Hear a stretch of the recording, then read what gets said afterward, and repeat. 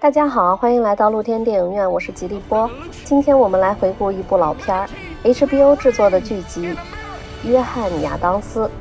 这部剧是根据大卫·麦卡洛的同名获奖书籍改编的。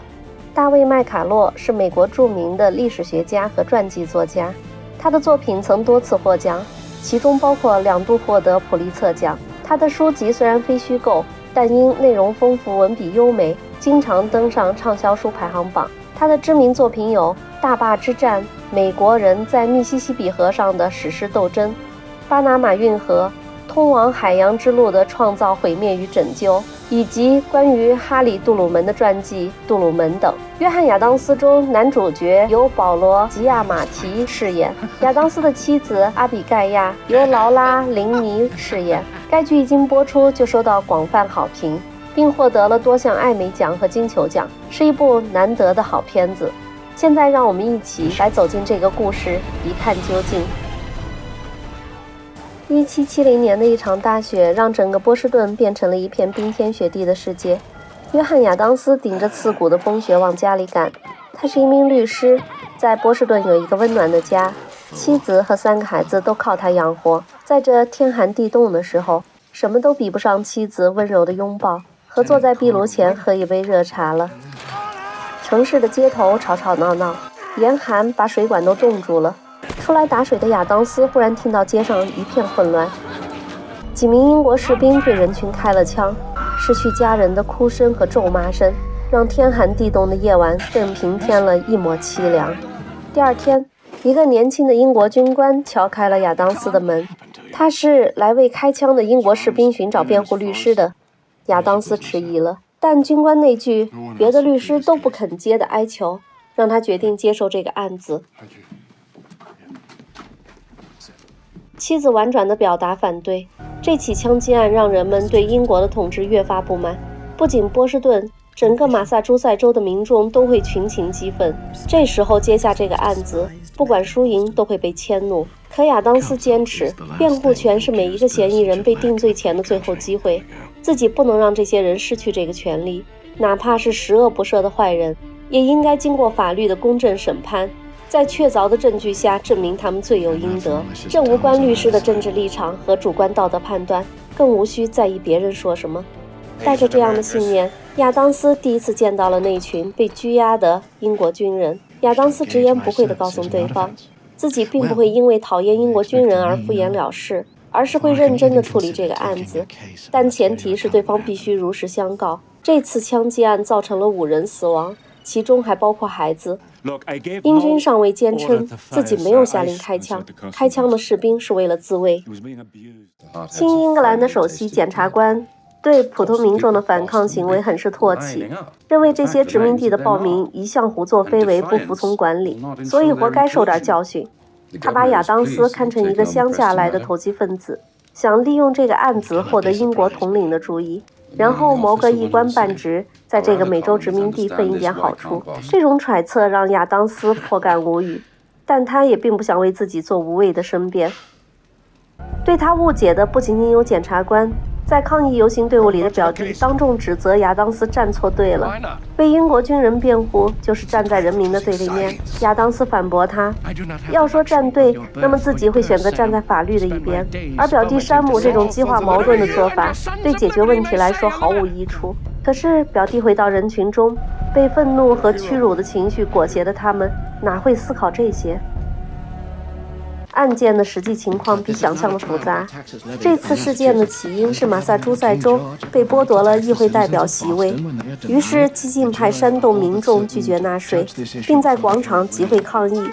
这些事儿虽然与案件本身无关，但却是不可忽视的原因。妻子阿比盖亚不断地给予亚当斯建议，希望亚当斯不要忽视这些细节，尽可能说服陪审团了解事情的全貌。法庭上，控方证人称清楚地听到英军上尉站在士兵身后下令开枪，而亚当斯的证人说出，当时人多势众的民众情绪高涨，不仅向卫兵投掷冰块、垃圾，甚至还大声挑衅。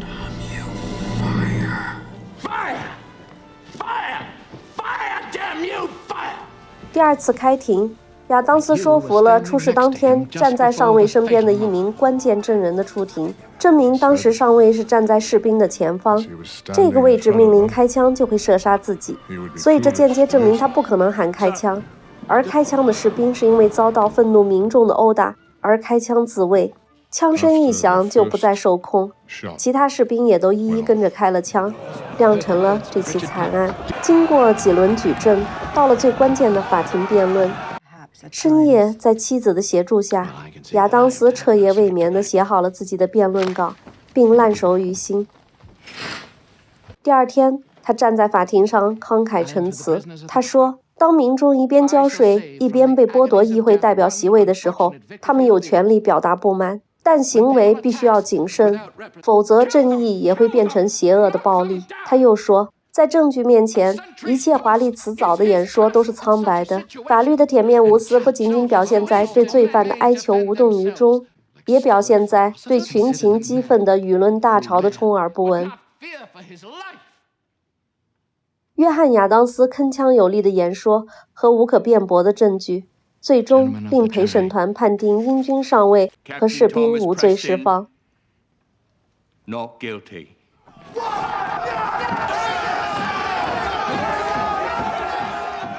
满心感激的士兵给亚当斯一袋钱作为酬谢，亚当斯拒绝了。当上尉问他留在此地是否安全时，亚当斯表示这里是有法律的，而且这个法律刚刚给一群英国士兵洗脱了罪名。这个回答令人群中的山姆刮目相看，全家人也都为这个胜利开心不已。表弟山姆试图说服亚当斯竞选州议员，这次胜诉令亚当斯声名远播，声望迅速提高。一番赞美令亚当斯心头欢喜，但他依然拒绝从政。对他来说，做律师才是他真正喜欢的事儿，人应该量力而行。而且家庭也需要花时间经营，但朋友马上把残酷的现实摆在亚当斯眼前。英国要求殖民地只能进口英国商品，并且各种税收让殖民地的商人和民众苦不堪言。但亚当斯还是拒绝了。伸出橄榄枝的还有首席检察官，他表示现在空缺一个总辩护律师职位，自己向州长举荐了亚当斯。这个任命甚至得到了国王的赞同。面对这泼天的富贵之路，亚当斯和妻子都选择沉默，这让首席检察官大为意外。确实，对亚当斯来说，这是一个非常难得的机会。鞋匠家庭出身的亚当斯能够得到英国国王的关注，这简直是不可思议的幸运。可一旦成为效忠国王的人，就代表着法律将成为为国王服务的手段，而不再是那个神圣崇高的用以追求公平公正的圣典。亚当斯很明白自己想要什么。表弟山姆又一次找到亚当斯，要带他去见汉考克。汉考克是马萨诸塞州的第一任州长，同时是独立宣言的第一个签名者。此时他的身份仅仅是大农场主兼富商。英国船只向殖民地运来大量的茶叶，并有可能对茶叶加收新税。这种既垄断又涨价的方式让殖民地民众大为不满。汉考克带头拒绝英国船只卸货，船长随即指责汉考克是走私犯。这一下激怒了汉考克，他煽动愤怒的民众，把这个口出狂言的船长洗个白油澡。约翰·亚当斯大为吃惊，不断要求表弟山姆能够出面让汉考克阻止这场暴行，但表弟根本不理会。亚当斯只能眼睁睁地看着愤怒的民众把这个船长扒光衣服，浇上白油，游街示众。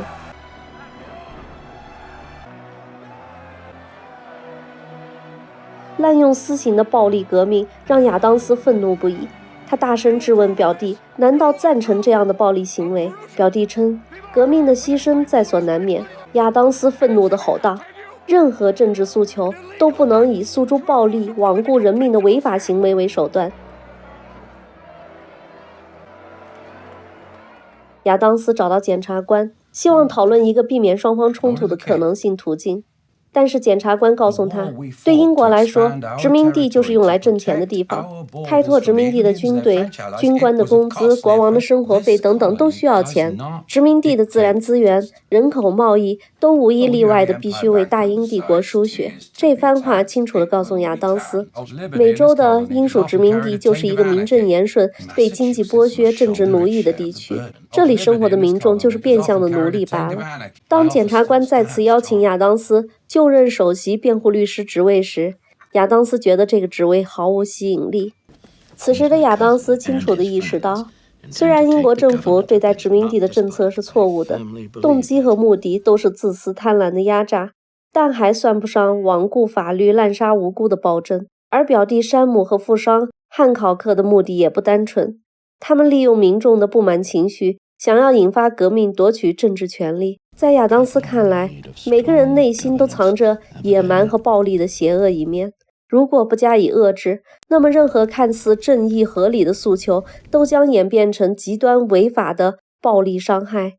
至少这时，亚当斯还是更支持英国统治的。可惜现实总是与愿望相反，英国对待殖民地的政策变得越来越苛刻，不仅撤销了马萨诸塞州的法庭，所有罪犯均要运回英国本土审判，还进一步增加了驻守殖民地的兵力，港口都将被封锁，只允许英国船只来往。这样一来，殖民地的民间贸易与其他国家地区的海上往来均被切断，这根本就是韭菜不听话就干脆关起来割。山姆告诉亚当斯，他推选亚当斯作为马萨诸塞州的代表，去参加费城的一个政治会议——大陆会议，讨论如何寻得殖民地的自治权。亚当斯疑惑这个合理性。当他被一群推着炮车的士兵撞到后，他忽然明白，现在的法律是英国的法律，英国国王的意志就是法律。当他希望和检察官讨论这套针对殖民地的各项政策的合法性时，检察官告诉他，官员就是为英国国王服务的仆人，大家要做的就是顺从国王的意志，维护国王的利益，反抗者就是暴民。亚当斯豁然了，他找到了自己纠结已久的问题，那就是他愿意为之献身的法律应该是努力追求公平公正的法律，而不是为了某个国王皇帝服务的法律。而想要获得公平公正的法律，就必须从建立自治权开始。他接受了参加大陆会议的代表提名，并在市民集会上发表演说。他强调，自由和土地财产是人与生俱来的，不是皇帝、国王或贵族们赋予的，人人生而平等。Derived from our Maker. It stands on this principle that the meanest and lowest of the people are as well entitled to the benefit of the air to breathe, light to see, food to eat, and clothes to wear as the nobles or the king. That is liberty. And liberty will reign in America. 至此，亚当斯正式走上了追求自由民主的政治道路。剧情就简单介绍到这里。约翰·亚当斯和妻子阿比盖亚的家庭背景都差不多。约翰·亚当斯的父亲是一个牧师兼农夫，阿比盖亚也是来自牧师家庭。两人在马萨诸塞州的一个社交舞会上相遇，相同的价值观让两人相谈甚欢，门当户对的家庭背景让两人很快就结为夫妻。阿比盖亚是一个坚强的女性，女权主义者，独自管理家庭和农场，负责孩子的教育，而且还能与亚当斯在政治和国家事务上进行讨论，提供建议和观点，真正的一个被时代耽误的女强人。在本集故事里，有大量严肃的政治想法。约翰·亚当斯作为美国国父之一，是完全正面的人物形象，大段大段的政治宣言令人汗毛直立。他从一个法律专业人士转变成一名政治人物的过程刻画得很细腻，并没有简单粗暴地把某一方刻画成坏人。政治就是一场博弈，他反对你死我活的战斗。亚当斯的动机从始至终都是以公平公正的法律为最高追求，不管是反抗不公平、寻求自治的民众，还是拥有武装力量的统治者，亚当斯的目标是尽可能诉诸法律来解决争端，而不是诉诸暴力，因为暴力的后果必然是牺牲一些人的生命为代价。所以依法治国是明智的选择。但前提是依法就不能以国王皇帝的意志随意修改法律，否则这法就失去了公平的意义。好的，今天就聊这么多，更多精彩我们下期继续。谢谢大家光临露天电影院，欢迎大家点赞关注，并在留言区与我们交流互动。我们下期见。